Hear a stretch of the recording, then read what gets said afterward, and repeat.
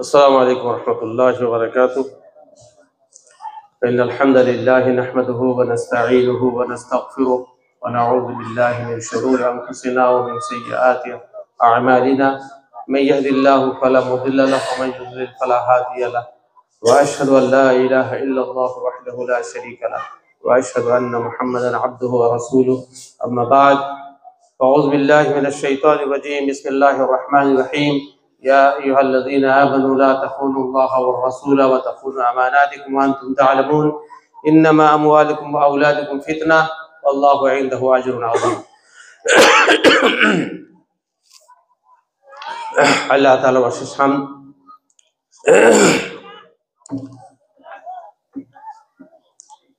সাগরদিঘি থেকে জলঙ্গির এই প্রত্যন্ত এলাকা দূরত্ব কম নয়। বিভিন্ন দিক থেকে শারীরিক অসুস্থতা সত্ত্বেও আল্লাহ রাব্বুল আলামিন এখানে আসার তৌফিক দান করেছেন, দিনী ভাইদের সাথে সাক্ষাৎ করার সুযোগ করে দিয়েছেন। এর জন্য আল্লাহ রাব্বুল আলামিনকে কৃতজ্ঞতা প্রকাশ করি, আলহামদুলিল্লাহ।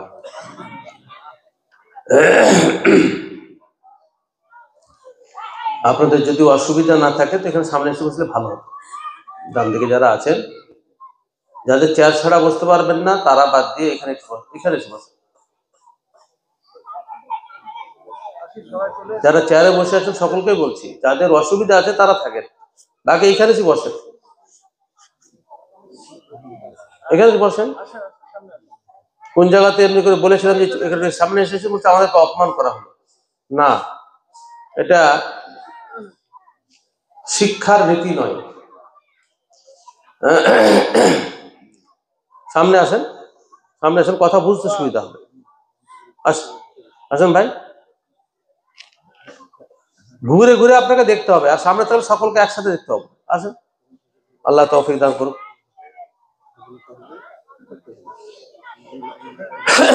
চেয়ারগুলোকে গুটিয়ে দাও ভাই, আবার কে এসে বসে যাবে, গুটিয়ে দাও।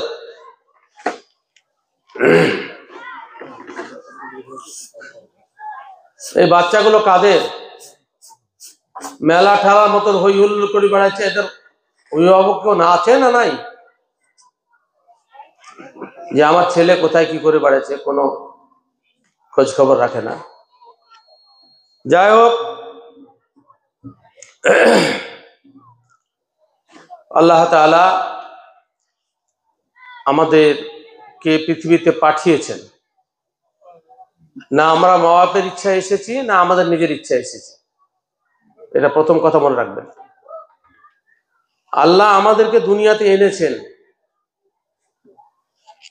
মা বাপের ইচ্ছাতেও আসেনি আর আমাদের নিজের ইচ্ছাতেও আসেনি। আর আল্লাহর ইচ্ছাতেই আমরা বেঁচে আছি, মানুষ নিজের ইচ্ছাতে বেঁচে নেয়। যে আল্লাহ রাব্বুল আলামিন আমাদেরকে পৃথিবীতে এনেছেন তার বিশেষ কোনো উদ্দেশ্য আছে। মানুষের মধ্যে পাগল ছাড়া অনর্থক কাজ কেউ করে না। একমাত্র পাগল ভব ঘুরে উদ্দেশ্যবিহীন ভাবে ঘুরে বেড়ায়, বাকি কোনো বুদ্ধিমান মানুষ অহেতুক কোনো কাজ করে না। কাজ করলে অন্য মানুষ তাকে তার নোটিশ দেয় যে তুই ফালতু কাজ কেন করছো। একজন ভালো মুসলিম হওয়ার প্রথম শর্ত হলো যে কাজে কোনো লাভ নেই তা সে কাজ মানুষ করবে না। মিন হুসনি ইসলামিল মারই তারকুহু মা লা ইয়ানি। আল্লাহ রাসূল বলছেন, একজন মানুষের উত্তম ইসলাম হলো এমন জিনিসকে প্রত্যাখ্যান করা, ছেড়ে দেওয়া যা তার লাভের নয়। এই বাচ্চাগুলো, তোমাদের কানে আওয়াজ যাচ্ছে না? এত হাই ভোল্টেজ মাইক লাগিয়েছে, বুঝতে বসে থাকা যায় না। এখানে দিনই আলোচনা হচ্ছে, তোমরা হট্টগোল করছো কেন?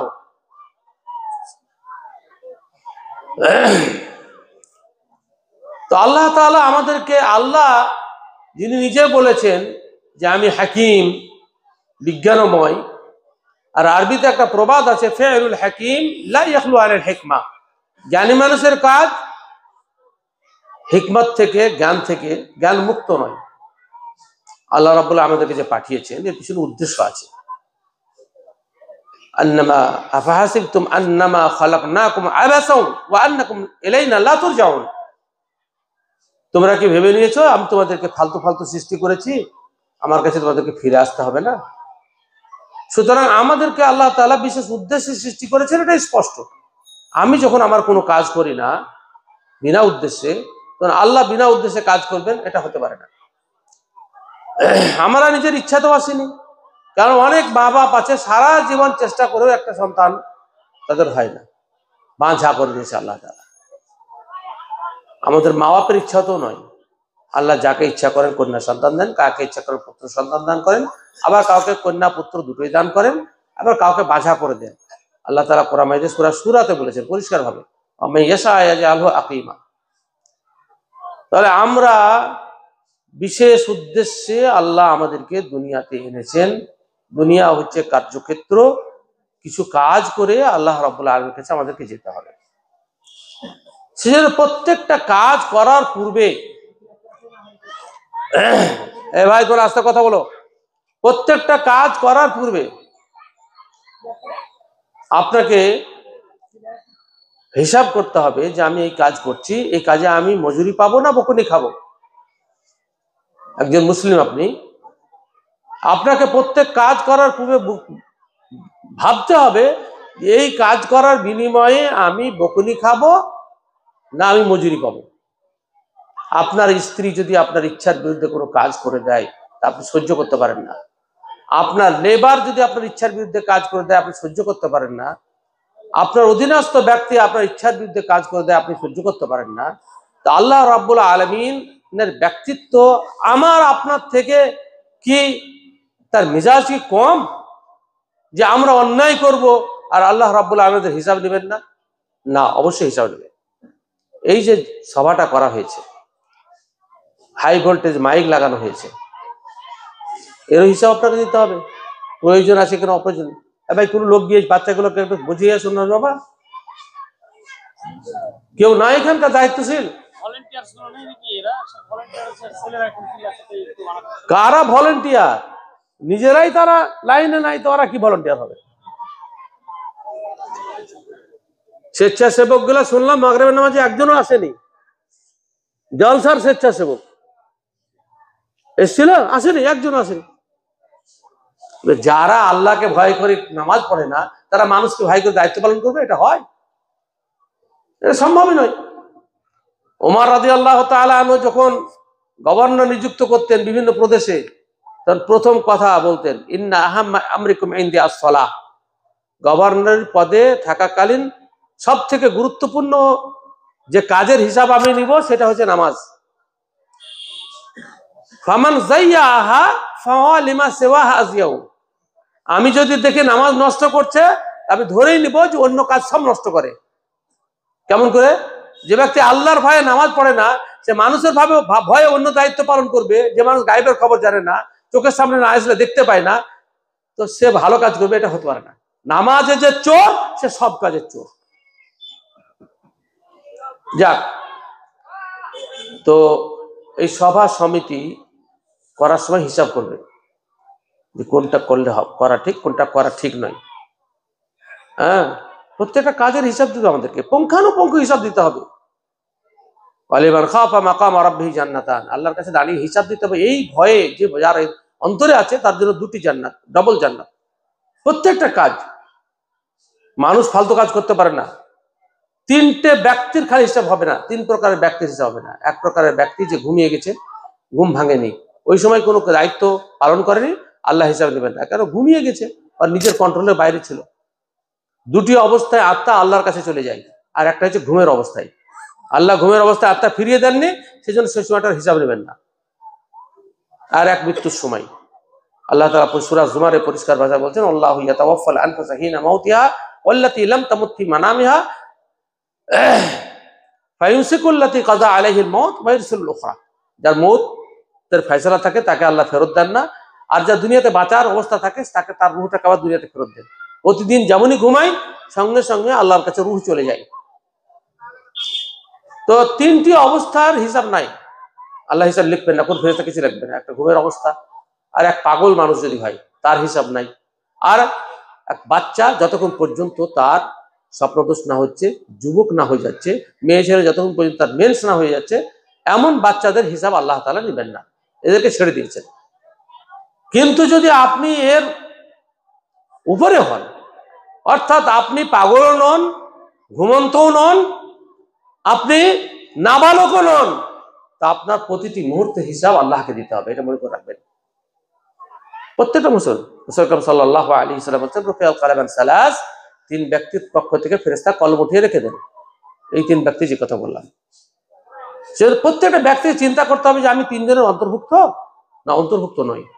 যদি আমি 3 জনের অন্তর্ভুক্ত না হয়, তাহলে আমাকে প্রতিটি মুহূর্তের হিসাব দিতে হবে। আল্লাহ রাসূল সাল্লাল্লাহু আলাইহি ওয়াসাল্লাম বলেন, লা তাযালু কদমা ইবনে আদম হাত্তা ইসআলা আন খামসিন।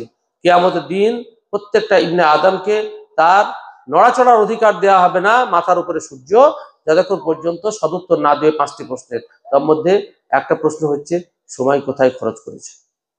সময় কোথায় খরচ করেছে? যৌবন কোথায় নষ্ট করেছো? এই উত্তরগুলো কি আমরা দিতে পারবো? সুতরাং আমরা সাবধান হয়ে যাই।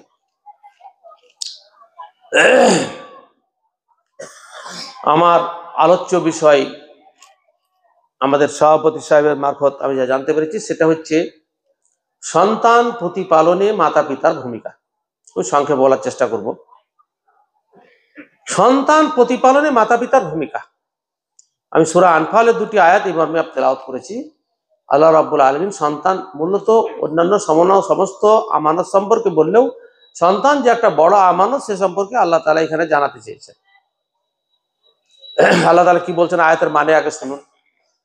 ইয়া আইয়ুহাল্লাযীনা আমানু লা তাখুনুল্লাহা ওয়ার রাসূলা ওয়া তাখুনু আমানাতিকুম ওয়া আনতুম তা'লামুন।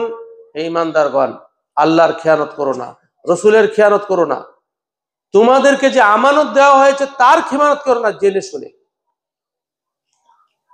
আমাদের উপরে অনেক কিছু আমানত আছে, সে সমস্ত আমানত সম্পর্কে আজকে আমি বলবো না।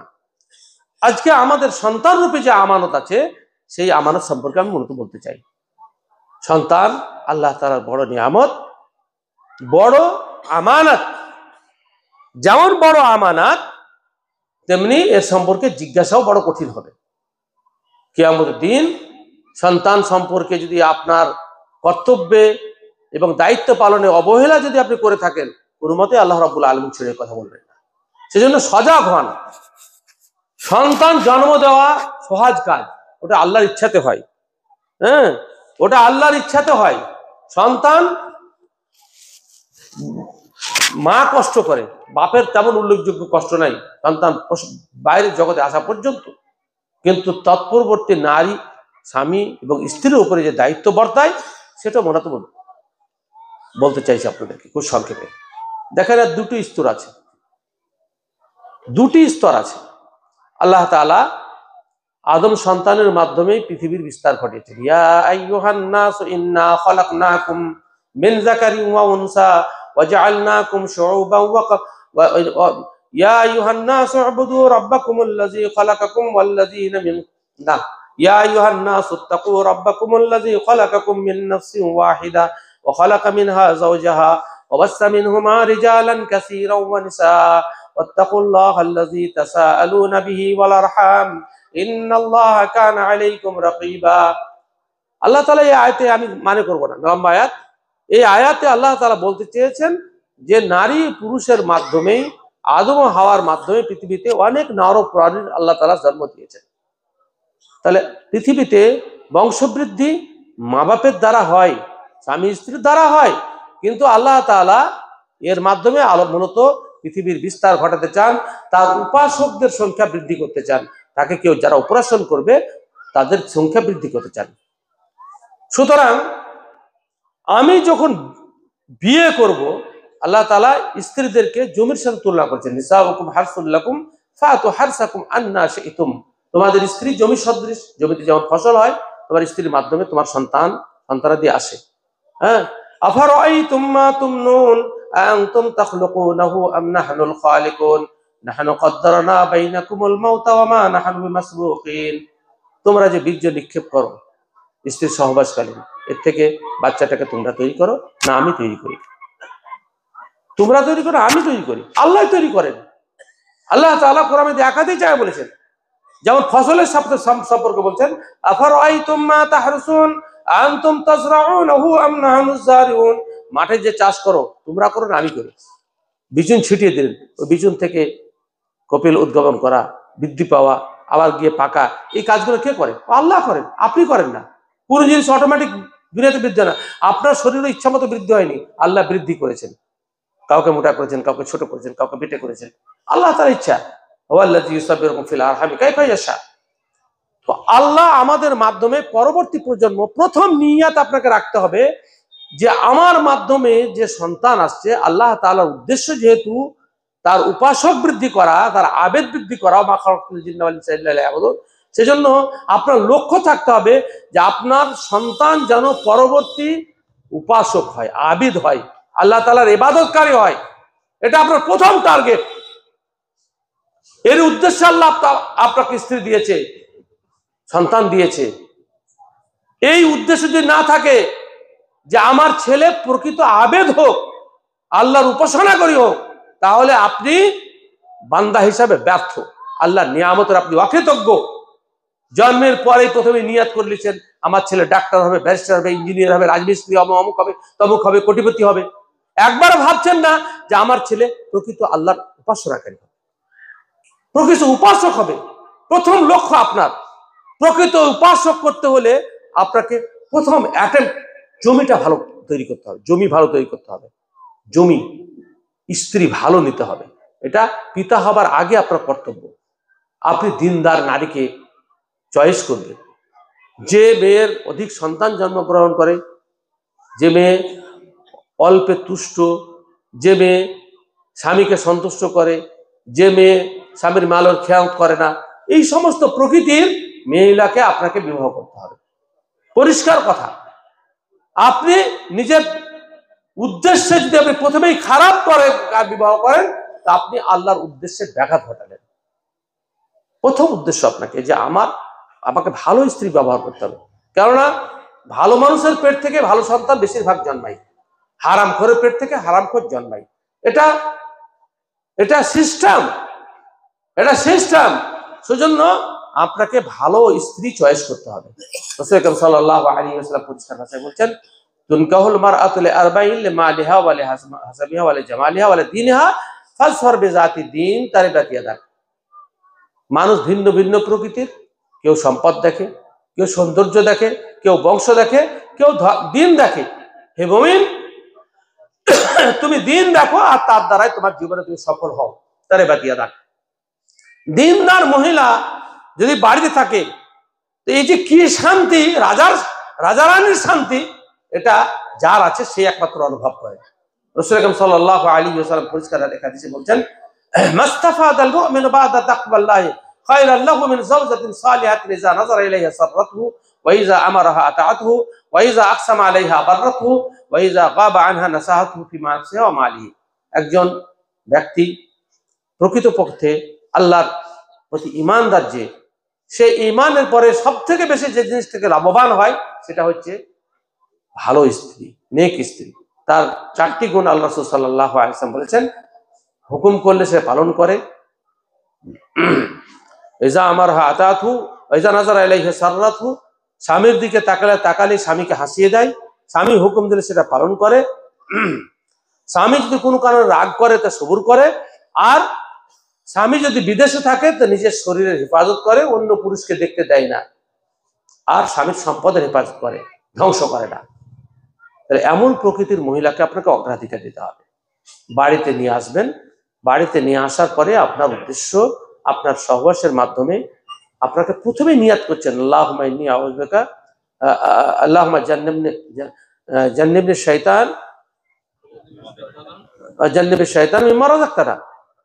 আল্লাহুম্মা জান্নিবনা শাইতান ওয়া জান্নিবি শাইতান মা রাযাকতানা। আল্লাহ আমাদের স্বামী স্ত্রীকে শয়তান থেকে বাঁচাও, আর যে মা রাযাকতানা যে সন্তান দিবে সেটাকে শয়তান থেকে বাঁচাও। বীজ শোধন করতে হলে আপনাকে হালাল করে হতে হবে। কেননা খাদ্যদ্রব্যের মাধ্যমে আপনার শরীরে রক্ত তৈরি হয়, আর সেই রক্ত থেকে বীর্য তৈরি হয়, সেই বীর্যের মাধ্যমে আল্লাহ তাআলা সন্তান তৈরি করেন। আপনি যদি সারা জীবন হারাম খাবার খান, তাহলে আপনার বীর্যের মাধ্যমে, কিংবা আপনার স্ত্রী যদি হারাম খাবার, অবৈধ খাবার খায়, তাহলে তার মাধ্যমে কোনো ভালো সন্তানের আশা করা যাবে না। আপনাকে প্রথমেই যেমন বীজকে শোধন করে, আপনার নিজের জীবনকে, আপনার স্ত্রীর জীবনকে প্রথমে পরিচ্ছন্ন করতে হবে, যাতে আপনার পরবর্তী সন্তান আপনার দ্বারা প্রভাবিত না হয়ে। এটা মনে রাখবেন, মায়ের পেটে যখন বাচ্চা থাকে তখন বাপ ও মায়ের, বিশেষ করে মায়ের সমস্ত নড়াচড়া, আচার আচরণ সব নোট করে ছেলে। এটা আধুনিক বিজ্ঞান প্রমাণ করেছে। কি করে প্রমাণ করলো? প্রমাণ করেছে যে মাতৃগর্ভে থাকাকালীন ছেলে মায়ের চরিত্রে বা বাপের চরিত্রে দ্বারা প্রভাবিত হয় কিনা, কিংবা বাপ মায়ের কথাবার্তা সে শুনতে পায় কিনা, সেগুলো নিয়ে সে তার ভিতরে প্রভাব বিস্তার হয় কিনা, এটা যাচাই বাছাই করার জন্য মুরগির ডিম নিয়ে পরীক্ষা করেছে বিজ্ঞানীরা। 10টা মুরগির ডিম একটা মুরগিকে দিল, আর একটা 10টা অন্যজনাকে দিল, এবং উভয় বাচ্চাকে চিহ্নিত করার জন্য একটা বাচ্চাকে রং লাগিয়ে দিল। ডিম ফুটার মুহূর্তে মা থেকে আলাদা করে দিল। 2 গ্রুপের বাচ্চা হলে, মানে যে তা দিয়েছিল যে মুরগিটা, যে ডিমগুলোকে, সেগুলোকে উল্টা পাল্টা করে দিল।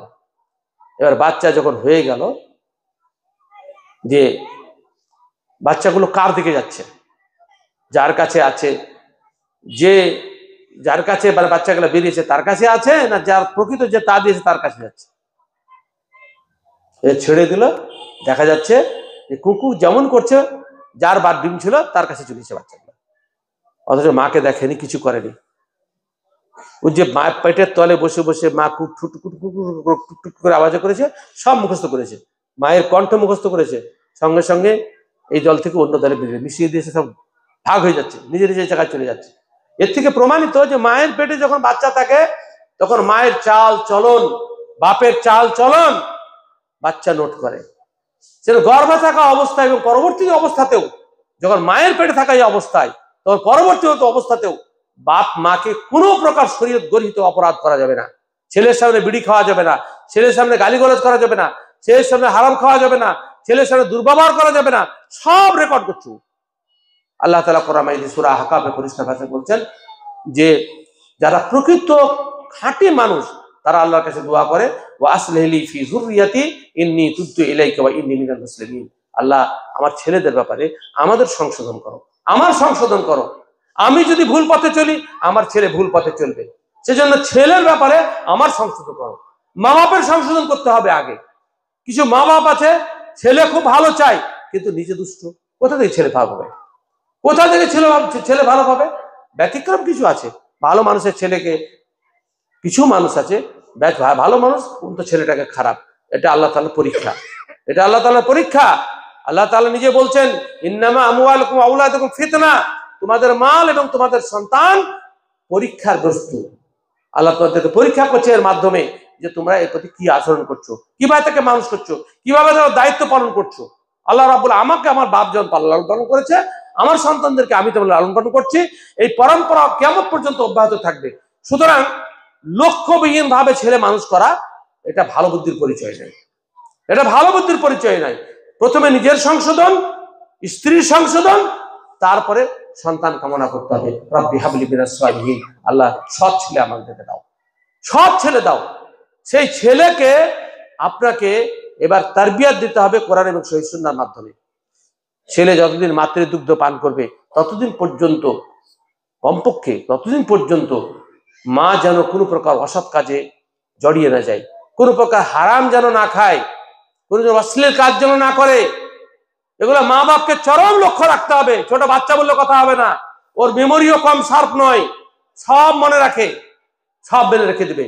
সেজন্য আমরা মাতা পিতা হিসাবে আমাদের দায়িত্ব, কর্তব্য হচ্ছে যে তার সামনে আমরা কোনো সময় অন্যায় কাজ করবো না। অনেক বাপ আছেন, আমরা ভুক্তভোগী, অনেক বাপ অভিযোগ করে যে আমি নামাজ পড়ছি, আমার ছেলেদেরকে কুরবাতে নামাজি বানাচ্ছে না। কি বলছে তারা? নামাজ পড়ছে না কেন? তারা বলছে যে আপনি তো 50 বছর বয়সে নামাজ ধরেছেন, এখন আমাকে নামাজ নেই কেন কথা বলছেন? যখন 50 বছর হবে তখন আমরাও ধরবো। এই যে যুবকদেরকে 15 বছর পরে আপনি 40-50 বছর পর্যন্ত বেনামাজি বানিয়ে রাখলেন, কেননা আপনি সেই পিরিয়ডে নামাজ পড়েননি। আপনার ছেলে ছোট থেকে দেখছি যে আমার বাপ নামাজে যায়নি, বুড়া হয়েছে, শরীর চলে না, আবার মসজিদে এসে হাজির হচ্ছে। গুমরা করলো কে? আল্লাহ রাসূল সাল্লাল্লাহু আলাইহি ওয়াসাল্লাম বলছেন, কুল্লু মাউলুদিন ইউলাদু আলাল ফিতরা ফাআবাওয়ানি ইউহাউবিদানিহি ওয়া ইউনাজ্জিসানিহি ওয়া ইউনাসসিরানিহি ওয়া ইউমাজ্জিসানিহি ওয়া ইশরিকানি ওয়া নাদিসাত আও ইশরিকানি। প্রত্যেক ছেলে পরিষ্কার অন্তর নিয়ে জন্মায়, আর তারপরে মা বাপকে ফলো করে কেউ ইহুদি হয়, কেউ খ্রিস্টান হয়, কেউ মুশরিক হয়। হ্যাঁ, তো আপনি যদি প্রকৃতপক্ষে মুসলিম হন তো আপনার ছেলে মুসলিম হবে। আপনি যদি নিয়মিত কাজ করেন, নিয়মিত ঠিকঠাক ইবাদত করেন, আপনার ছেলে সেগুলোকে ফলো করবে। এটা স্বাভাবিক প্রক্রিয়া। কিন্তু আমরা নিজে ভালো নই, ছেলে ভালো চাই, এটা কোনো মতেই সম্ভব নয়। নিজেকে ভালো হতে হবে, স্ট্রিক্টলি নিজেকে কঠিন ভাবে পরীক্ষায় নিজে কঠিন পরীক্ষায় উত্তীর্ণ হতে হবে। আমার ছেলে যত যেন আমার আচরণের কারণে বিপদগামী না হয়। কিয়ামতের দিন সুম্মা লাতুসআলুন্না ইয়াওমাইযিন আনিন নাঈম, নিয়ামত সম্পর্কে জিজ্ঞাসা করা হবে। আল্লাহ রাব্বুল আলামিনের কাছে আমাকে কৈফিয়ত দিতে হবে যে আমি ছেলেপেলেকে কি করে মানুষ করেছি। ব্রাদার ইসলাম, রাসূল কারীম সাল্লাল্লাহু আলাইহি ওয়াসাল্লাম বলেছেন, আমাদের দেশে বহু মানুষ আছে মাঠে কাজ করতে না গেলে, স্কুলে না গেলে মারধর করে, কড়াকড়ি করে, কিন্তু নামাজ না পড়লে একটা কথা বলে না। বরং বেশিরভাগ জায়গায় দেখেছি ফজরের সময়ে, অন্যান্য সময়ে তো অবস্থা তাই, কিন্তু ফজরের সময় বিশেষ করে বুড়া লোকগুলা থাকে ফজর নামাজের পিছনে সালাম ফিরে। আমি একদিন মসজিদে বলছি, কি ব্যাপার, গ্রামের লোকেদের কোনো সন্তান নাই নাকি? তো বলছে, না আমাদের সবার শেষ আছে। কি এমন কথা বলছেন, আমরা বাঁধা নাকি? তো আমি বললাম যে মাশাআল্লাহ, আলহামদুলিল্লাহ, আপনার বাঁধানো ঠিকই কথা, কিন্তু আপনি স্বার্থপর বাপ। আপনি জান্নাত যাওয়ার জন্য শীতের দিনে বিছানা ছেড়ে মসজিদে এসেছেন, আর জাহান্নামে যাওয়ার জন্য ছেলেগুলোকে বিছানায় রেখে এসেছেন।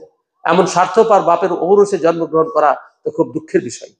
যে বাপ ছেলেদেরকে জান্নাতে নিয়ে যাওয়ার জন্য চেষ্টা করে না, সে বাপ নাকি? বাপ সঠিক ও ভালো বাপ পাওয়া এটাও একটা বড় নিয়ামত। আমরা আসলে অযোগ্য বাপ, ছেলেদেরকে আমি ভালো পথে আনতে চাই না।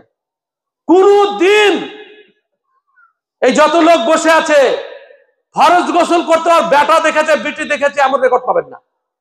ফজরের গোসলই করে না, কি দেখবে ছেলে পেলে? হ্যাঁ, বেটা আসছে, বউ আসছে, দুটা ছেলের মা হচ্ছে, তিনটা ছেলে, বাপও কোনদিন দেখতে পায় না গোসল করতে, ফজরের নামাজ পড়তে যায় না, বলে এগুলো সব জোয়ান অবস্থার কাজ, এসব করলে সেদিন নামাজ মাপ। আর আল্লাহ সাল্লাল্লাহু আলাইহি ওয়াসাল্লাম ফজরের জামাতে হাজির হয়েছেন, ইকামত হয়ে গেছে, বুখারীর হাদিস, ইকামত হয়ে গেছে, মনে পড়লো তার ফরজ গোসল করা হয়নি। মানুষ তো শিক্ষা দেওয়ার জন্য আল্লাহ এটা করেছেন, আল্লাহ তাআলা ভুল ঘটিয়েছেন, ফরজ গোসল করা হয়নি। ইকামত হওয়ার পরে সাহাবেরা জামাতে দাঁড়িয়ে আছেন, আমাদের ইমাম সাহেবের যদি এরকম ঘটনা ঘটে তো গোটা গা তোলপাড় হয়ে যাবে। হ্যাঁ, গোটা গা তোলপাড় হয়ে যাবে। আল্লাহ রাসূল বললেন, মাহালান আলা রিসলিকুম, যে যেভাবে দাঁড়িয়ে আছো দাঁড়িয়ে থাকো, আমি আসছি। বাড়ি গেলেন, ফরজ গোসল করলেন, আবার নামাজ শুরু করলেন। সাহাবারা বলছেন যে আমরা রাসূলুল্লাহ সাল্লাল্লাহু আলাইহি ওয়াসাল্লাম মাথা থেকে top top top top top করে পানি পড়তে দেখছি, ফরজ গোসল করেছে। ইবাদতে এত গাফিলতি করলে হবে না। ফরজ গোসল করলেন তো আপনার কি লজ্জার বিষয় আছে? ছেলে যদি দেখলো তো কি লজ্জার বিষয় আছে? দুনিয়ার মানুষ জানে না যে বউর সাথে ঘরে থাকাতে কি করে, বেটা বউ ঘরে আছে কি করে, বেটা বিটি জামাই ঘরে আছে কি করে, এত লজ্জার কি আছে?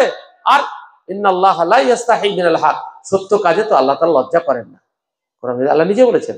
এক আনসারী মেয়ে, সহিহ মুসলিমের হাদিস, এক আনসারী মহিলা এসে বলছে, আল্লাহ রাসূল, ইন্নিমরাআতুন উস্তাহাযু কাসীরা, আমি একজন মহিলা, আমার রক্ত প্রদাহ খুব রক্ত যায়, তো আমি কি আদাই সালাত, আমি কি নামাজ ছেড়ে দেবো?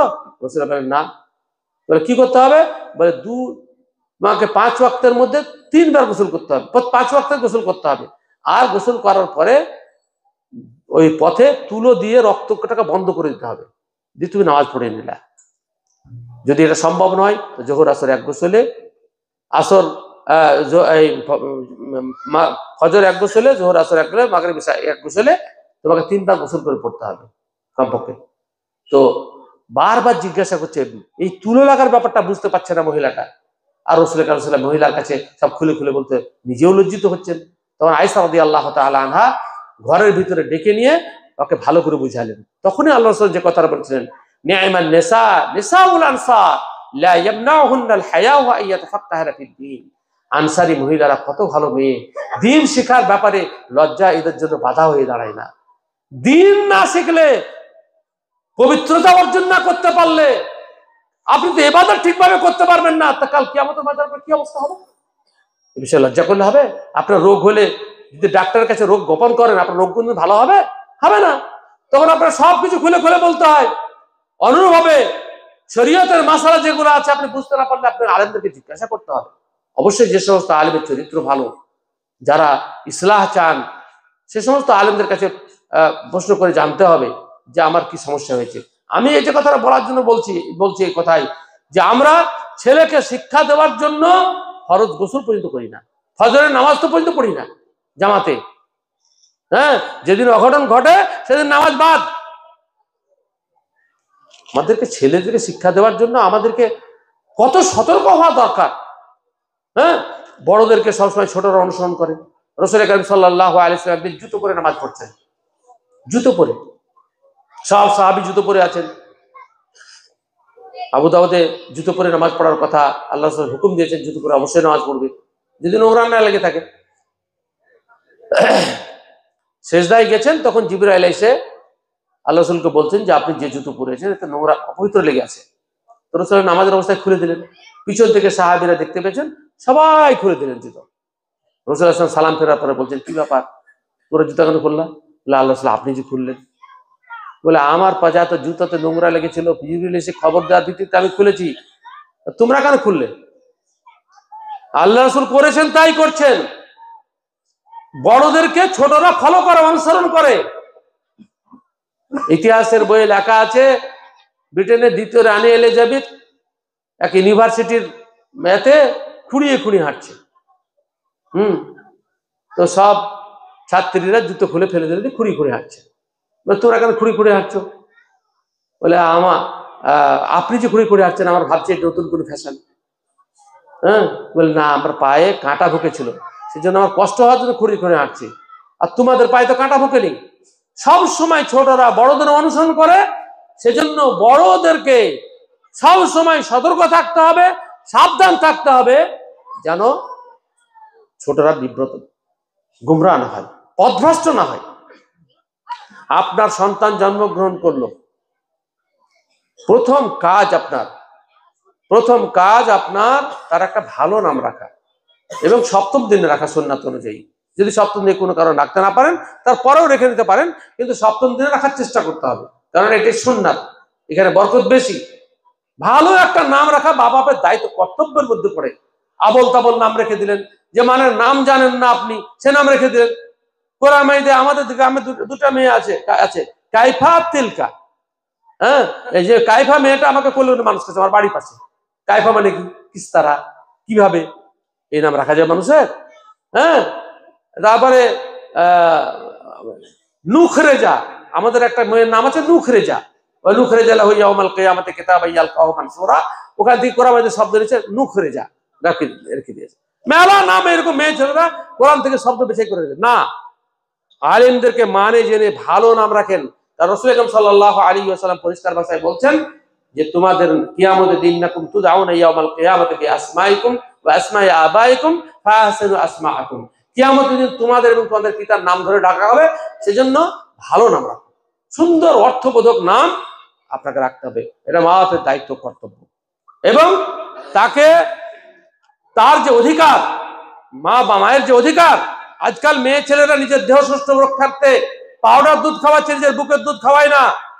বিশেষ করে শিক্ষিত মহিলারা খাওয়ায় না, ও পাউডারের মতোই ব্রেন হবে। মায়ের দুধের একটা চরিত্র আছে, একটা প্রকৃতি আছে, সেটা না করে অনেক মেয়ে ছেলে তার শরীর ঢিলাঢালা হয়ে যায় বলে বুকের দুধ খাওয়ায় না, অথচ এটা তার অধিকার। আল্লাহ তাআলা নিজে পরিষ্কার বলছেন আল ওয়ালিদাতু ইউরদিনা আওলাদাহুন্না হাওলাইনি কামিলাইনি লিমান আরাদা ইউতিম্মা রাদা। মায়েরা 2 বছর বাচ্চাকে দুধ পান করাবে, পূর্ণ দুধ পান 2 বছর পান করাতে হবে, তাকে দুধ পান করাতে হবে। মায়ের দুধের মাধ্যমে মায়ের চরিত্র ট্রান্সফার হয়। আর যদি পাউডার দুধ খান, পাউডারের চরিত্র হবে, গরুর চরিত্র হবে, ভালো চরিত্র হবে নাকি? তো আপনার ছেলের দায়িত্ব হচ্ছে যে আপনার স্ত্রী তাকে 2 বছর দুধ পান করাবে। আর আপনার স্ত্রী যদি কোনো মতে তালাক হয়ে যায়, আর সে যদি দুধ পান করায় তাহলে 2 বছরের তাকে খোরাকি দিতে হবে। আল্লাহ ইসলামের নির্দেশ, এটা মানে অভিভাবকের দায়িত্ব, কর্তব্য। ছেলে যখন কথা বলতে শিখলো তখন তাকে প্রথম কথা আল্লাহ তাওহীদ নিয়ে উচ্চারণ করান, দ্বীনের কথা শিক্ষা দেন, লা ইলাহা ইল্লাল্লাহ শিক্ষা দেন। হ্যাঁ, একটা সনদ যঈফ হাদিসটা আছে যে তোমাদের ইজা আফসাহা সাবিয়ুকুম ফাআল্লিমুহু লা ইলাহা ইল্লাল্লাহ, তোমাদের ছেলেরা যখন স্পষ্ট কথা বলতে শুরু করবে তখন তাকে লা ইলাহা ইল্লাল্লাহ শিক্ষা দাও। প্রথম কথা তার যেন মুখ থেকে লা ইলাহা ইল্লাল্লাহ বের হয়। আপনার ছেলেকে মানুষ করেন, আর তারপরে তাকে ভালো শিক্ষা দেন, আদব শিক্ষা দেন। আর যখন সে 7 বছর বয়স হয়ে যাবে, হ্যাঁ, মুরু আওলাদাকুম বিসসালাতি ওয়া হুম আবনাউ 7 সিনিন ওয়াজরিবুহুম আলাইহা ওয়া হুম আবনাউ 10 সিনিন ওয়া ফাররিকু বাইনাহুম ফিল মাসাজিদ। 3টা কর্তব্যের কথা আল্লাহ রাসূল হাদিসটাতে বলেছেন মা বাবার উপরে। তোমার সন্তান যখন 7 বছর বয়স হয়ে যাবে তখন তার নামাজ পড়তে যেতে বলো, ওকে সাথে নিয়ে মসজিদ চলো, নামাজ পড়তে রাখবে 7 বছর বয়সে। ওর উপর ফরজ হয়নি, কিন্তু আপনি এখন থেকে ওকে লাইনে, হ্যাঁ, ওকে মানে লাইনে চড়াচ্ছেন আপনি, আসতে হবে। 10 বছর বয়স না হলে নামাজ না পড়লে ওকে পিটুন দাও, পিটুন দাও। আল্লাহ রাসূল বলছেন পিটো, সহিহ মুসলিমের হাদিস। আর একটা কাজ করা, ভাই বোনকে এক বিছানায় রাখবে না 10 বছর বয়স হয়ে গেলে, তাদের ভিতরে যৌন অনুভূতির সৃষ্টি হয়ে যায়।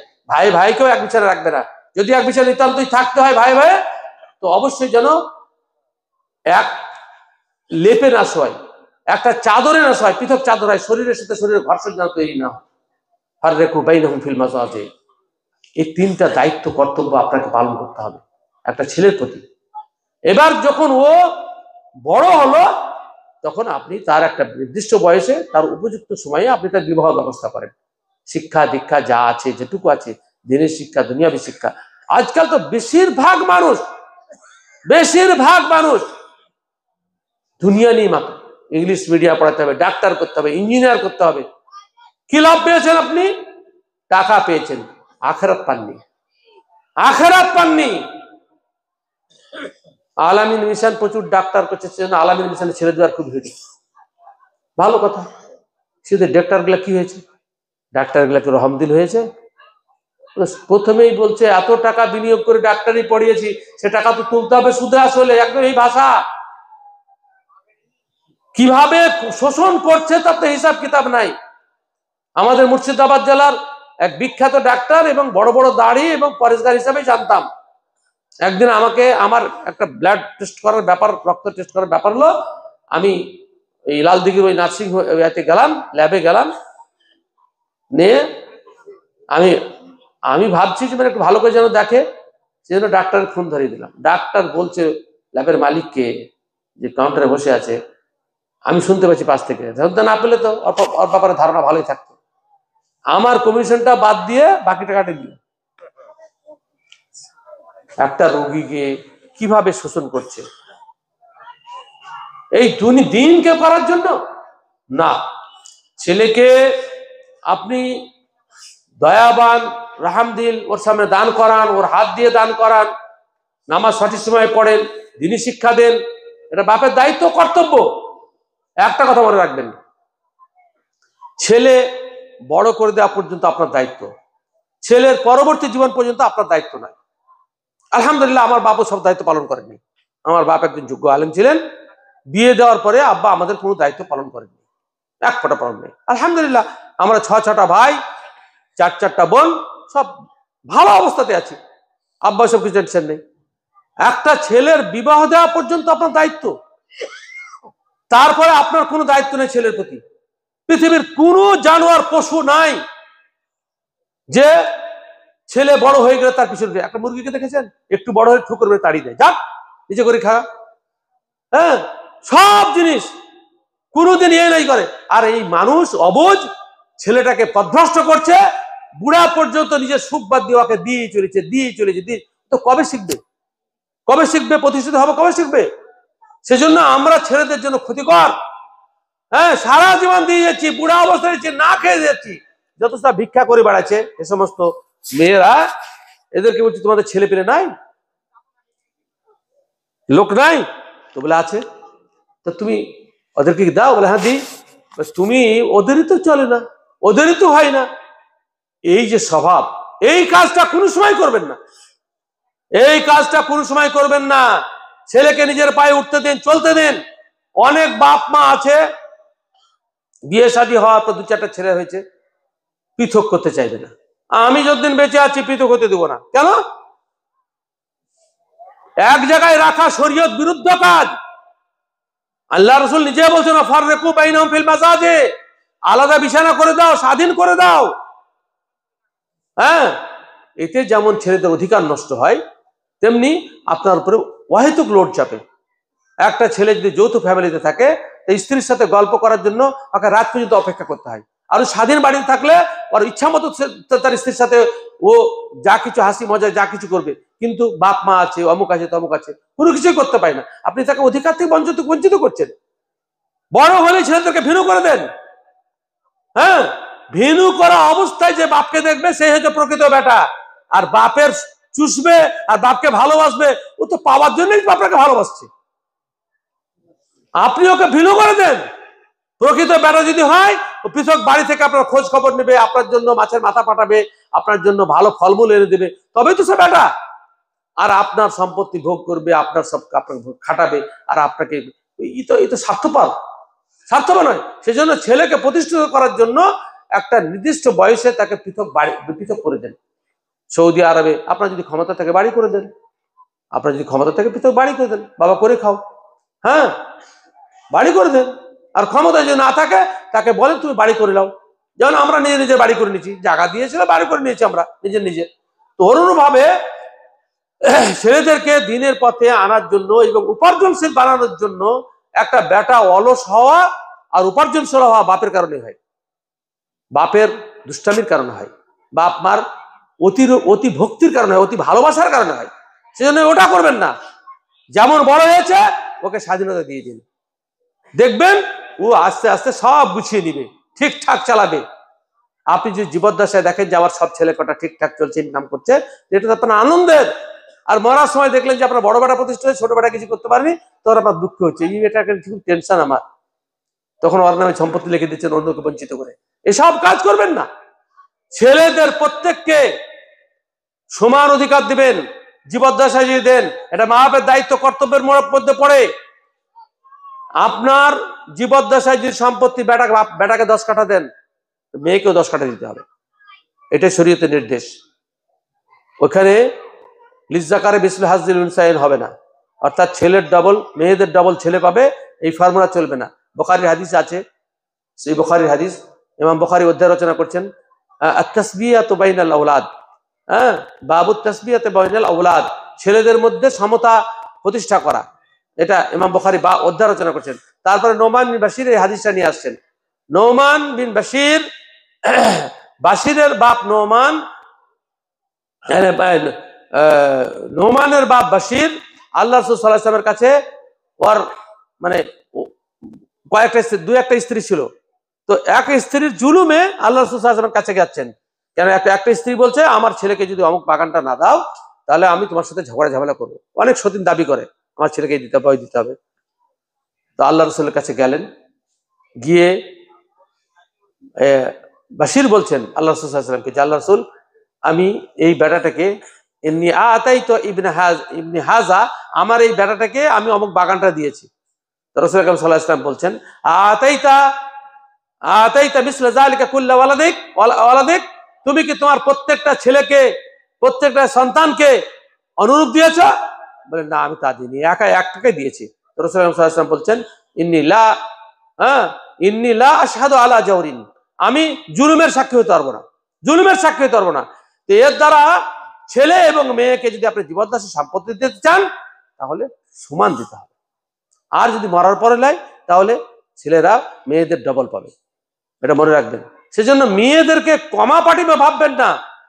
আমাদের মধ্যে অনেক ভাই আছে যে বোনদের কাছে ক্ষমা চায়, বাড়ির প্রত্যেকটা ইটে মায়ের বিটির অংশ আছে, বাড়ির প্রত্যেকটা ইটে বিটির অংশ আছে। আমাদের দেশে প্রচলন আছে যে মেয়েরা বাড়ির ভাগ পায় না, এটা ফালতু কথা। প্রত্যেকটা ইটে মেয়েদের ভাগ আছে। কিয়ামতের দিন আপনি যদি ইনসাফ না করেন বা ভাইয়েরা যদি ইনসাফ না করে তো আপনার নেকি থেকে কেটে দিবে আল্লাহ তাআলা। হ্যাঁ, আর যুলম যুলমাতি ইয়াউমাল কিয়ামা। সেজন্য বাপ হিসাবে ছেলেকে সন্তানকে দ্বীনি শিক্ষা তো আপনি দিবেন, এবং তারপরে এই পৃথক করা এবং সম্পত্তি বন্টনের ব্যাপারে আপনাদেরকে সদা হুঁশিয়ার হতে হবে, যাতে কেউ অধিকার থেকে বঞ্চিত না হয়। আমাদের বাড়ি, আমার নিজের আব্বার মৃত্যুর পরে আমাদের যে বন্টনের ব্যাপারটা হয়েছে, আমার ভাগে পড়েছিল একটা ফুটা হাঁড়ি, স্টিলের হাঁড়ি ফুটা। কেমন করে ফুটা হলো? ভাগ করা হলো, ভাগ করার পরে বলা হলো ছোট যে, অর্থাৎ আমার ছোট ভাই ফাইজুর রহমান, ওবায়দা, আমার ছোট বোন ওবায়দা, ও সেখান থেকে ও নিজের পছন্দ মতো তুলে দেবে। তাকে ফোটাতে কারণে শেষ করে আমার ভাগে ফোটাটা পড়লো, অসুবিধা নাই, আল্লাহ তাআলা আমাকে অনেক ভালো রেখেছেন। তো ব্যাপারটা যেটা হচ্ছে যে কেউ কাউকে বঞ্চিত করবেন না, মা বাপকে লক্ষ্য করতে হবে। যে বেটা হয় মায়ের পেটে, যে মায়ের পেটে, শেষ করে দেবো, যে বেটা হয় মায়ের পেটে সে নিজের ইচ্ছাতে হয় না, বিটিও নিজের ইচ্ছাতে হয় না। আল্লাহ সিস্টেম অক্ষর রেখে কাউকে মেয়ে করেন, কাউকে করেন। আপনি যদি মেয়েকে কম দরজা মানেন, কম সম্মানের মনে করেন, তাহলে গুনাহগার হয়ে যাবেন, কালে গুনাহগার হয়ে যাবেন। আল্লাহ তাআলা কিসে যে বরকত রয়েছে আপনি জানেন না। আবাউকুম আবনাকুম লা তাদরুন আইয়ুকুম আকরাকুম নাফা। তোমাদের বাপ মা সন্তানাদি কে তোমাদের সব থেকে লাভের তোমরা কেউ জানো না। সেজন্য সবকে সমান দৃষ্টিতে দেখবেন, সমান দৃষ্টিতে দেখবেন। ছেলেদেরকে দ্বীনি শিক্ষা দেওয়ার চেষ্টা করেন। একটা কথা আমাকে এখানে এসে জিজ্ঞাসা করছিল, আবার সে ঘটনাটা বলছি। সেটা হচ্ছে উমর ইবনে আব্দুল আজিজ রাহিমাহুল্লাহ, তিনি ছিলেন পঞ্চম খলিফা। পঞ্চম খলিফা তো ছিলেন না, বানু উমাইয়া যুগের একজন মানে বাদশাহ হয়েছিলেন। তার বাপ ছিল বাপ গভর্নর ছিল, তারই ছেলে উমর বিন আব্দুল আজিজ। তো কোন বর্ণনাতে আছে এর 24টা বেটা আর 6টা মেয়ে ছিল, 30টা। আর কোন বর্ণনাতে আছে 18টা বেটা আর কিছু মেয়ে। তো উমর বিন আব্দুল আজিজকে বিষ খাইয়ে মেরে ফেলা হয়েছিল। খুব ন্যায়পরায়ণ শাসক ছিলেন।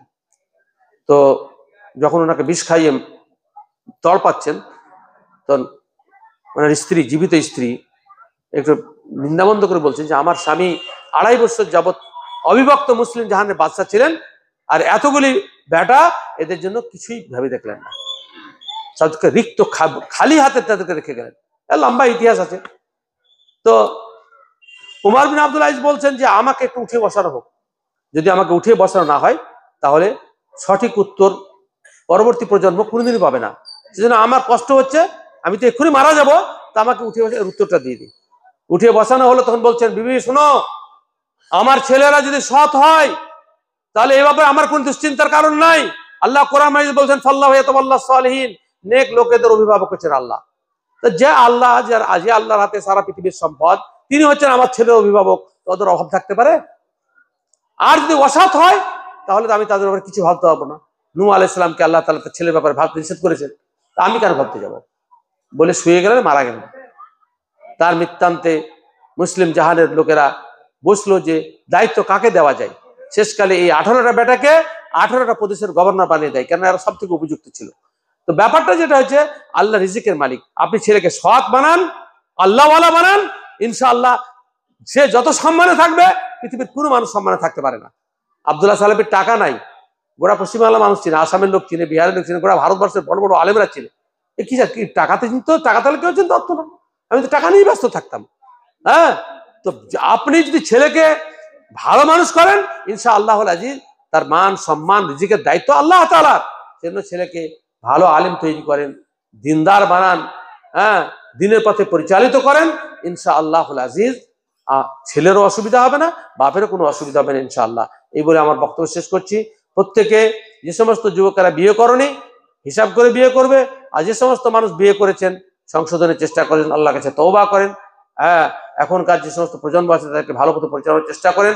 আল্লাহ তাআলা আমাদের সকলকে সঠিক পথ অবলম্বন করার তৌফিক দান করেন। আকুলু কাওলি হাযা আস্তাগফিরুল্লাহ লি ওয়া লাকুম ওয়া লিসাইরিল মুসলিমিন। আসসালামু আলাইকুম ওয়া রাহমাতুল্লাহি ওয়া বারাকাতুহু।